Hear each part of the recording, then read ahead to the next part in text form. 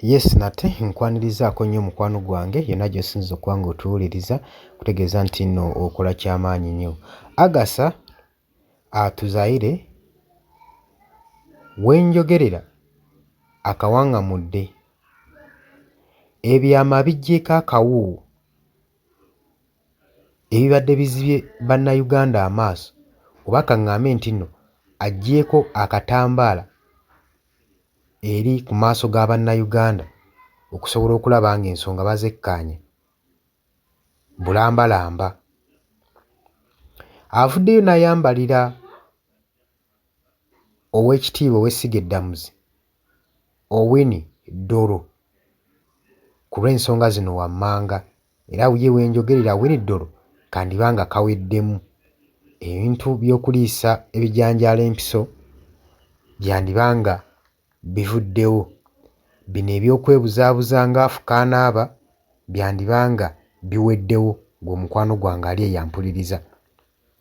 Oli ku UG Updates TV kw'osinziza okuba ng'otuwuliriza weebale nnyo okwekumira ku mayingo gano aga UG Updates TV. Abula gwe ayagala otweyungako kubiriza kirya wansi waliwo ekigambo subscribe kikooneko ojja kuba osobola bulungi nnyo otweyungako omukwano gwange gwe ali eyo ampuliriza. Tujjukira nti nno ono renewed advocate era nga activist Agatha Atuzaire era aleese ensonga araisinze ensonga eri serious ku Chief Justice Owiny Dollo okubanga abasinga tumutwala ng'omuntu ali independent kyetwala. So kati kino eky'okubeera ng'ali kyetwala kireesewo ebibuuzo bingi oba eza ali independent oba tali. Kireese ebibuuzo nga kiraizinga ku busobozi bwe obusobozese ability ye ey'okuba ng'alamula mu judiciary. Kitegeeza nti bangi batandise okuba nga bakibuusabuusa era nga beebuuza nti oba ono ayimiridde ku lulwe mu kitongole eky'Essiga Eddamuzi naddala nga asala emisango gy'abannabyabufuzi. Emisango gyonna egyekuusa nga girimu political influence. Kiraze nti ono waba agisala teyeesigamye ku bubwe nga ye wabula ng'ayina abalala bye yeesigamako. Kitegeeza ki? Tali independent nga bwe tukirowooza. Si kyetwala mu mulimu gwe gw'akola wabula ayina abalala abamuvunaanyizibwako ku mulimu gw'akola b'akolera. Agatha agamba bwe tutunuulira ku Owiny Dollo Chief Justice relationship gye bayina ne Mwami Yoweri Kaguta Museveni ssaako n'ekibiina ekya National Resistance Movement,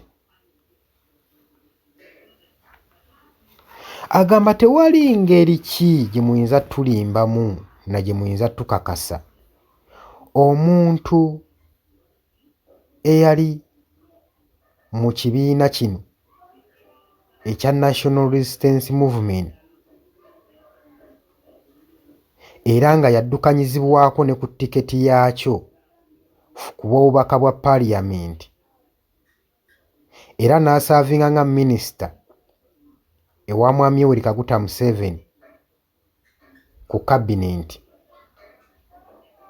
era nga yali omu ku baali ku legal team mu biseera bya 2006 ku presidential elections.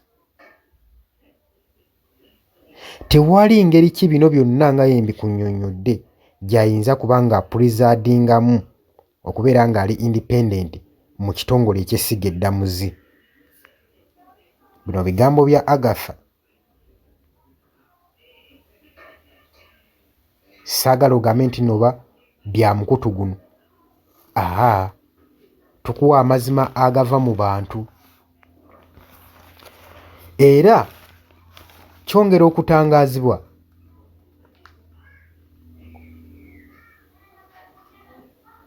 Era kyongera okutangaazibwa engeri n'omutima gwayolesa eri bannayuganda Oweekitiibwa Owiny Dollo mu kitongole eky'essiga eddamuzi, era nga kigenda mu maaso n'okuba nga bino bibuusabuusa obukulembeze bwe.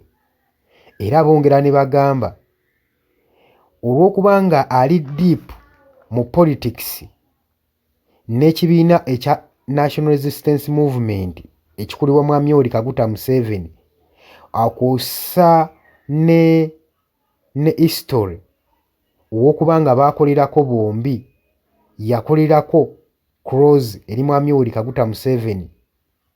Kino kiteekawo compromise eri ekitongole eky'essiga eddamuzi nga ye Chief Justice.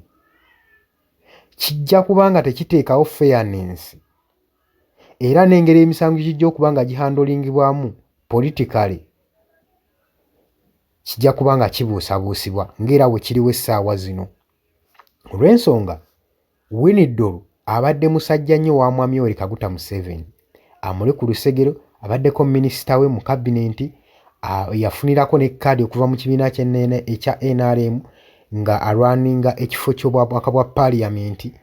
Kati y'omu gwe baateeka mu kifo ky'okuba nga akulira essiga eddamuzi, ekintu ekitagenda ku providinga fairness, amazima n'obwenkanya ekitongole bwe kirina otambulirako tebuliiwo. Bwe tujja twogera ku bintu Owiny Dollo ebimuleetera okuba nga bimubuusabuusa kubanga ali close nnyo eri Mwami Yoweri Kaguta Museveni, olwo nkugambye yasaavingako nga cabinet minister era n'activinga, yaliko mu activity particularly eza Mwami Museveni naddala ku defensive side mu biseera biri ebyakalulu ka 2026, era yaliko era ne minisita. Newankubadde bino bigenda ne bisikowalinga makisi ennyingi bye nkuwadde wammanga nti ku sayidi ye nti yandibanga alina experience mu kintu kyakola olw'okuba nga yayita mu bino. Neera naye tebigaana kuraisingawo question oba bibuuzo ku busobozi bwe okuba nga ye kennyini nnyini nga ye yeenyigira mu political affiliations, yeenyigira mu bintu by'obufuzi naddala mu kaseera kano ng'ali Chief Justice. Agatha agamba kino tekikakasa bannayuganda, era bannayuganda bangi babuusabuusa, naddala ba civil society groups bayise great transparency, wabeerewo obwenkanya ne reforms ezikolebwako mu kitongole eky'essiga eddamuzi okusobola okulaba nga basitowalingawo bateekawo public confidence, kwegamba omuntu yenna aleetebwe mu kooti ng'alina confident nti ayinza okuwangula omusango guno olw'okuba nga omulamuzi agenda ogusala teyeesigamye nnyo mu ruling party. Kino kiraze nti nno ekitongole eky'essiga eddamuzi tekiri independent wadde n'akamu, olw'okuba nti nno kisobola kuholdinga democracy era n'amateeka n'okuba nga kwegamba gateekawo omugaso gw'amateeka naddala mu misango egyekuusiza mu by'obufuzi, kubanga engeri gy'ajja okuhandolingamu ruling party si ngeri gy'agenda okuhandolingamu opposition party. Era bagamba bagenda kwetaagisa okudemonstratinga okulaba nga Chief Justice abeera far distance, yeewa ebbanga okuva mu by'obufuzi okusobola okulaba nga influencinga ensonga za justice ku bannayuganda bonna nga taliimu kyekubiira. Simanyi ng'ekiggwe gy'olowoozaamu ku kino naye osobola okujja mu comment section n'otangaza ku bannayuganda okusinziira omulamwa nga bwe guli. Bonna wayagala otweyungako kkirira wansi waliwo ekigambo subscribe kikooneko ojja kuba osobola bulungi nnyo tweyungako.